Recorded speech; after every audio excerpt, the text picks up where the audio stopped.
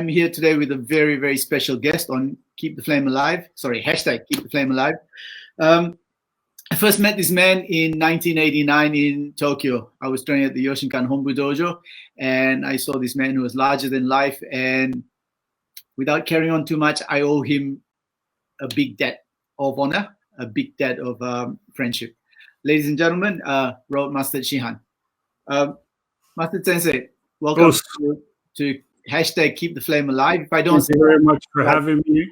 You've done a great job so far with all the other teachers. I hope I can continue and do a good job also. I'll do my best. I'm sure you will. I'm sure you will. It's just who's going to get a word in first, I think. Okay. Can you tell us a little bit about your background rather than me talking about you? Certainly. I'm originally from Toronto, Ontario, Canada. I started Yoshinkan Aikido with Kimeda Takeshi Sensei in 1977 when I was 21. And I trained with Kimeda Sensei in Toronto until I was Sandan. And then in 1986, I went to Japan, and I was going to stay for only 1 year. But like a lot of other people, I stayed for 9.5 years. And then when I left Tokyo, I came back to Vancouver, Canada. And after 6 months or so, I was teaching Aikido part-time. And then eventually, after 4 years, I decided it was time to open up my own full-time dojo. So I've been teaching in my full-time dojo since 2003. And because of you, some people in England got in touch with me, and they set the ball rolling where I started doing international seminars, usually with you, which has always been a pleasure. So I've been teaching with you in the Czech, in Malaysia, Indonesia, Singapore, Poland, Amsterdam, lots of places. So, and that's what I've been doing now recently, lots of traveling in my own dojo, small little 50-mat dojo in Burnaby, Canada. And I'm doing what I should be doing, so I'm a very lucky man. Don't forget Toronto as well. Yeah, we also teach in Toronto too. Look, I've had lots and lots of questions come in about, but no one wants the questions attributed to you. So we'll start with Rob Rosa. I didn't mean to mention Rob Rosa. Simple question, very easy. He says you're a big man, and he tends to be pretty muscular as well. He's so muscular, he's got muscles in his eyebrows. He wants to know, how does a big person not use strength when strength comes naturally? Your size comes, it's natural to use your size and strength. How do you not do that? Yeah, that's a really good question. And the truth is, I was probably always used muscle, and I didn't even know. I was quite lucky. I had a couple teachers at the Yoshinkan Hombu Dojo, seriously, that when they threw me so powerfully, I didn't feel their arms. And I realized that's how I wanted to be able to do it. So basically, I tried to let go of my ego, trying to be strong and powerful, and just try to find the power of the movement. And once you discover the power of the movement, you realize you can use your arms. Don't get me wrong. If you want to use your arms and your muscle, that's fine. Except the problem is you hurt your partner. And then when you get a little bit older and your muscle starts to go, you don't have any technique anymore. I can say the same thing to you, Thambu Sensei, because I know about your shoulders and stuff. My wrists aren't very good compared to the way they were when I was a 25-year-old Sandan. I can't grip so hard anymore. So if I try to crush people, it just doesn't work. But if I use my movement, it can be quite powerful, and usually it works, and most people can't resist my technique. So for Rob Rosa, and I would encourage everyone, one way to practice it is definitely just not to use any muscle. Don't worry about if the technique's effective or not. Just try to find the real joy in just doing the movement. And then if you have the right partner, just kick the crap out of each other. That's what I used to do. Herein lies the big conundrum, right? And herein what this is why people think Aikido is a wank, because if you're not worried about the outcome, if you're not worried about whether it's practical or working or not, how can you still call it a big? Well, I think, the big thing is there's training, Thambu Sensei. Don't forget there's training. And the real truth is, you're right, most Yoshinkan, well, I shouldn't say Yoshin, but most Aikido has a bad reputation, and it's well deserved, because most Aikido people can't punch, they can't block, they've never been punched in the face. I've been punched in the face a lot. After a while, you kind of don't mind it. But they don't practice it as a martial art. They practice it almost as a movement. And if we're not careful, we make too much of a uke-orientated movement in martial art, and it loses all its kind of physical and martial properties. So, I mean, there's many ways to train, but... Well, aren't you and I guilty of that? Of getting ukes to be overly compliant? For training, yeah. But I've seen you, you've seen me, I've seen you take people, you tell them not to move and they're fighting you, and you put them down with 2 fingers. That's the movement. Yeah. And, how long does it take to get there? Well, I mean, the truth is, some of my students are doing it in half the time that it took me because nobody told me.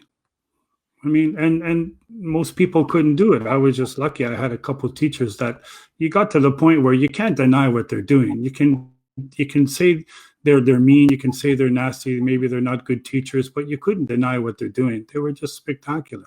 Yeah, but I really have this big problem with ukes who are overly compliant. One, ukes. I mean, you say the job of the uke is to accept the technique. For me, the job of the uke starts with attacking properly. Yes. Attacking honestly. Yes. With intent and with focus, and then to receive the technique. Yeah.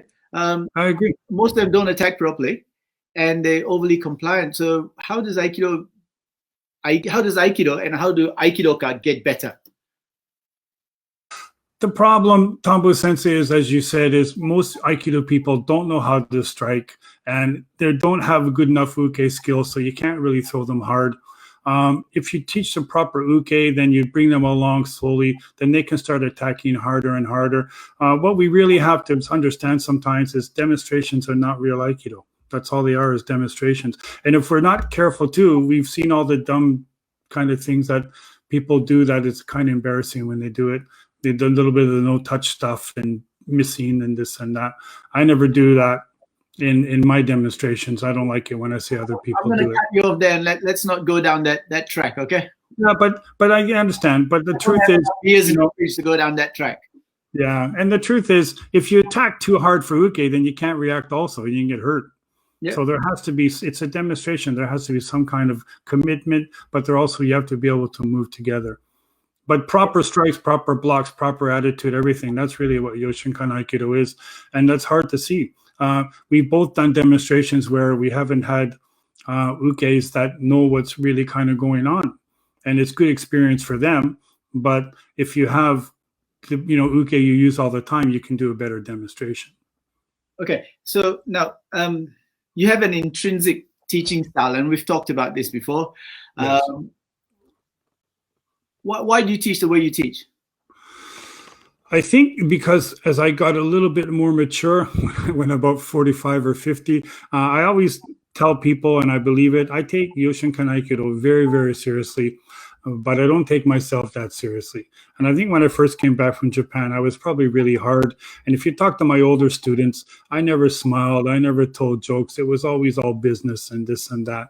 And I think most people, I mean, I taught kind of like the old Kenshu styles at the Kogane Dojo that most people, you're probably one of the only ones that remember those ways.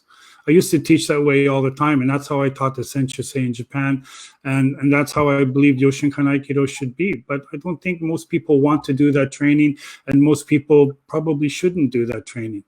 So I've gotten a little bit more mellow as I got older, and I realized Aikido's for everyone, but not everyone can become strong, and not everyone can become a teacher. But if people learn to really enjoy Aikido and it enhances their life, that's what it's really supposed to be. That's the do part. Okay, so I'm alluding to the way you teach seminars. You're very fallible. You crack lots of jokes, and I want to ask about that because we've talked about that before. And the reason I'm asking is because it's come to my attention that there's Nidans and Sandans out there who are teaching classes the way you teach seminars. Well, they shouldn't. I mean, like I said, I mean, you've been to my dojo, and I think if you talk to people who've been to my dojo and been to my seminars, there's a bit of a seminar feel, and there's also the dojo feel too. In my dojo, I'll talk a bit more. I'll tell jokes the odd time, but it sometimes depends on the atmosphere. I think in the seminars, we have to make it enjoyable so people can kind of want to do the seminars and listen. And someone said once, even when I tell jokes, there's a lesson to it also. And Yeah, I mean, I certainly, once I got mad and I started yelling in a seminar and people really liked it. So, but I can't change the way I do it. Sometimes I have been a bit serious. You've seen me. And I can turn it on in an instant if I have to. But usually I find it's a little bit better if people are a bit more relaxed, they pay attention. But then, you talk about, and me too as well, we talk about mind, body, and spirit. We talk about Yoshin as to build your spirit, to lift your spirit. Yeah. Like you said, you can switch it on and off, but most people can't. And I saw this was really, really bad. And this is what brought it home to me. We were teaching together and you kept asking questions and someone kept giving the wrong answer. So you kept hitting the guy on the head all the time. And he went off and brought a helmet. And that's when I thought, this has gone too far. Yeah. Because I've said this before, you crack a joke, you do things maybe to get people relaxed, it's your style. But when people take it to be a conversation rather than a monologue or a teaching thing, then we've gone too far. Yeah, I agree. And, I usually don't make those mistakes twice, but I remember that situation. That was a bit silly.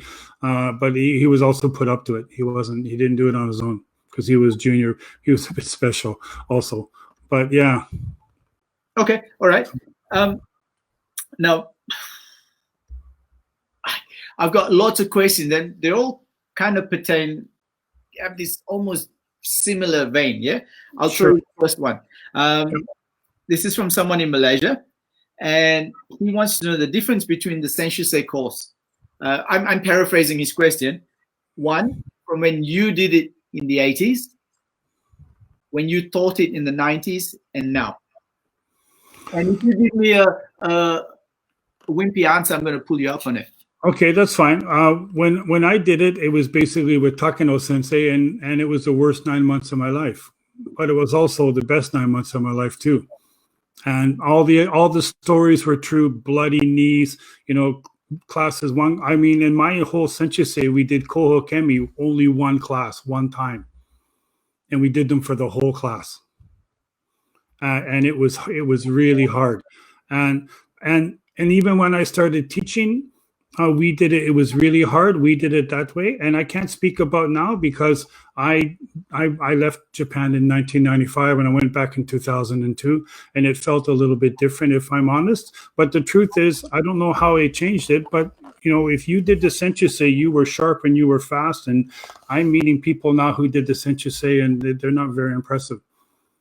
So you can comment on what's happening now. Yeah. Look, I'm not in the Yoshinkan, but most of the viewers are Yoshinkan practitioners. Yeah. And, unless you call it out, you're going to be... Yeah. I mean, but like I said, I mean, I've seen people do kamai with their fingers like this. And I'm thinking, sorry, you can't see the camera. I got to figure out the camera. How they're doing, their fingers are kind of like this, and they're doing zanshin with their fingers together. And I'm thinking, who showed them that? And I mean, I met a guy who did a Sensei, and this might sound strange because I don't really care, but I met him and he called me Rob, which it's my name. It's my name. I don't care. I mean, if you remember, in Amsterdam, I told someone we had a situation where I said, what does the title Shihan mean? And I said, people who know have been to my seminars have heard this story about really what does the title Shihan mean? And I said, I can't think of anyone who is more deserving of that title than Joe Thambu Shihan. And last night we were at a drinking at a party and someone kept calling him Joe. And I said, I'm the guest, so I'm not going to punch you, but I really wanted to. But because that's what we talk about. That's the etiquette part. I mean, I think, all my kids never knew my name. They always thought my name was Sensei. And I think in the dojo, that's just how it has to be. But I don't know. We were always taught in the Hambu dojo that you did everything as soon as you were told, as fast as you could, and if not faster. And you were never a second late. Once we were doing a demonstration for the emperor's grandson, and Takano Sensei said, you be at the dojo at 10 o'clock. And I said, I'll be there at 10 to 10. And I showed up, and I said I'd be there at 9. So I showed up at 9:05. I thought I was 55 minutes early, but apparently I was 5 minutes late because I said I'd be there at 9. And he just yelled at me that I was there at 9:05 when I said I'd be there at 9. It was a bit of an interesting day, but it was that edge all the time. And once I even said to Uchida Sensei, we need you to come out and do the Kenshu class because we're dying out here. We need you. We want you. And he said, I have to. I got lots of paperwork to do on the word processor. And I said, well, ask the Uchideshi to do it. He said, I did. They said no. And I thought, I had a choice. I could have said no. But so I think that's one of the differences too. It's always on edge. I think that was the difference, Yeah. I remember the Kogane days. Yeah. Hey, what's your take of what a Shihan means? Well, I'll tell you the story that I tell everyone, Thambu Sensei, is once someone asked me what does Shihan mean, and I gave him the stock answer that it means like master teacher, teacher of teachers, all that stuff.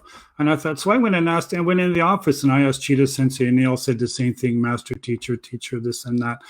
And then the dojo accountant called me over and he said, the definition of Shihan is when you are a Shihan, it means your technique and personality are indicative of the style. Okay. And I thought that's pretty much perfect. You believe that? I believe it. A little bit pressure. But the truth is, now you just have to send in money, you can buy it. Okay, well, let's get to that another time. Okay. Right? So you're a representative of the art. You're willing to speak for the art? Okay. Yes. Okay. All right. Here's a question. In some of the previous interviews, i.e. with Darren Sensei and stuff, it has been alluded that the level is no longer what it once was. I'm reading, this is not my question, everyone. And you, Mustard Sensei, travel more frequently than most high-ranking Yoshinkan teachers, and therefore probably have a feel of the level across the style. What is your opinion on this? I think that's a really good question. The truth is, most of the places I go, everyone's very passionate, and it depends on the teacher's experience. Everyone's really passionate, and they're trying hard. So if they keep practicing, they're going to get better. As you know, one of the problems is when you get little bad habits, you never get rid of them. And the big thing is, depending on where I go, for example, in Eastern Europe where I go, their guys are bigger and stronger. So it's really hard for them to let go of that muscle, kind of like what Rob Rosa said. The difference is I'm showing them that you don't need the muscle, and some of them are picking it up very quickly. Some of them are still fighting me a little bit. The level's not that bad. It could get better. But the problem is they don't have a lot of experience with the high-level teachers. So I'm just checking. You got your diplomatic hat on. Yeah. That's your diplomatic answer. That's not your normal answer. Well, I don't know what's my Nomadz, because I think if you practice badly, you know. Well, the real truth is what I always say in my seminars is how you do your Kihon Dosa is how you do your Kihon Waza. And some of the places I've been to, they have to practice the Kihon Dosa more, but they're trying. But that's the real truth. And the Kihon Dosa are the hardest part. And, you know, after 43 years, I'm still considering myself a bit weak in the Kihon Dosa. So, but that's the real secret. And some of them don't. And some places that I see, a lot of them are just more concerned about kind of the rank. But usually, you know, they don't invite me, so that's okay. Okay. But I think generally the passion and level is strong. And sometimes I'm quite shocked that, you know, when I go some places, they don't have the real kind of, you know, first level teachers that we've had in North America and stuff. And they're much better. They're much better than in North America. And, you know, and sometimes, you know, you go to some rinky dinky place in Poland and the level is really strong. Right? And they are certainly really passionate. What I've seen, because really, and we were talking in England, the people that show up to the seminars, I can't ask for any more dedicated students. They try really hard. You know, for me, I'm going to put my 2 bobs worth in here, even though I'm interviewing you. I don't measure a person by a certain thing that they do, but the sum of everything they do. So if you can't sit in Seiza, it doesn't mean you're lazy. It means you got injuries and stuff like that. But if you can't sit in Seiza, you can't bow, you call your teachers by their first name, you have absolutely no respect, you can't fall, you can't do a nikazo, then you're shit. Yeah. Okay. And for me, it's the sum, and that sum is being degraded. But I'm like you, Thambu Sensei. I don't see that because I won't stand for it. Neither will you. I just tell people I'm not interested. Tell the truth, we do. No, not really. I mean, if people can't sit seiza, I mean, we cut a lot of corners for people. Yeah. I mean, yeah, it's hard. We're the guests, I think, and we have to learn, and maybe you have to give a little bit forgiving. But, I mean, if people want to really, how deep do you want to go? I say that in some seminars. How deep do you want to go? And you know this yourself. Most people aren't really, I don't know if they want to go that deep because it's hard. Right? I mean, we've been teaching seminars together. People are talking and laughing and joking, and I'm getting a little bit irritated. And even once at one seminar, one guy said to me, "Yeah, we always talk a lot in our dojo." And I looked at him and I said, "Yeah, that's fine. There's no talking in my dojo, except for me." And the truth is, I said, "Do you talk when you're doing a test?" And he said, "Oh no, during a test we have to focus and concentrate." Oh. They just didn't get it. But that's the nature of the way they train in that dojo. And there's lots of dojos like that. But not in my dojo. Yeah. We could go on about this for ages, but let's leave it. But the truth is, that's the difference is when I'm teaching in seminars in Czech, especially in Poland, and I'm with you, we always say the same thing. There's only 2 teachers on the mat. If you're not wearing a hakama, just shut your mouth and keep practicing. And half the time, when we're teaching in other places, it's like we've never said that. People are teaching, people are talking, and the level reflects that, usually. But I think sometimes as teachers, we don't do our students any favors by being too jovial, being too humorous. Yeah. I'm guilty of that. That's why we have the Goshku for the group in England, and we kind of, people come up, and I don't usually joke that much in the Goshku because we'll only do 4 or 5 techniques for the whole weekend. And people say they really like it, and I wonder sometimes. I mean, I'm also wondering sometimes why I should just say, okay, this class, I'm not gonna talk too much. I'm not gonna say anything. I'd pay to do that class.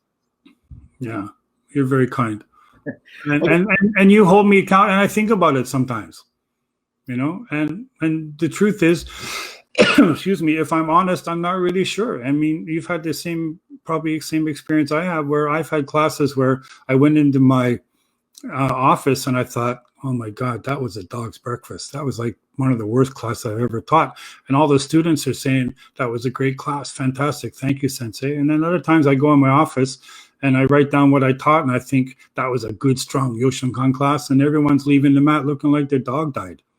So you can't please everyone. But I'm pretty confident that when I look in the mirror, after teaching classes and seminars, I'm trying my best. And I could be a bit better. But even you tell jokes too. You usually act like a miserable bastard, but sometimes you tell jokes in the seminars too. Yeah, no one gets it though.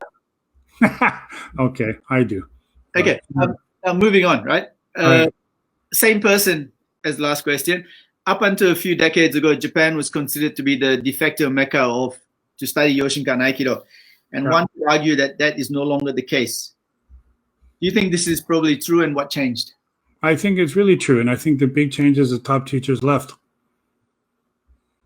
Right. And basically, I can say hand on my heart that I think there are some places from what I've seen, because don't forget, like I said, I left in 95 and I went back in 2002 and I haven't been back since. So I can't really speak about that. I only seen what I see in demonstration and stuff, but the feeling I get is it's different because the top teachers have left. And I can say, like I said, I think there are some places in the world now where you can get better training than at the Thambu dojo. And I can say that your dojo is one of them. Darren's dojo is one of them. I think my dojo is one of them. And to be honest, I can say that with great pride, but there's a little bit of me that makes me really, really sad. And the truth is, if someone wanted to do an Uchi Deshi experience, I would tell them to go see you. No. But having said that, there's only one place you can have the Japanese experience. Exactly. Yeah. And that, and I wouldn't, everything I have, I mean, I still, even though honestly they treated me like rubbish and stuff, everything I have now is because of Japan. And I still love the country. I still, when I hear the word Thambu dojo, I get a little bit of I don't know if I can explain it. I got a little thing and this and that. Reflux. No, not acid reflexes, you idiot. But I just, like I said, when I read Jacques Paya Sensei's book, I opened up and there was a picture of the Kogane Dojo and this little kind of thing went up and down my spine. I mean, I used to live a 2-minute bike ride from the Kogane Dojo. So, but from what I've seen, I just, nothing, it's not inspiring. If you when I see a lot of the Yoshinkan, when I see the demos and stuff like that, it doesn't grab me.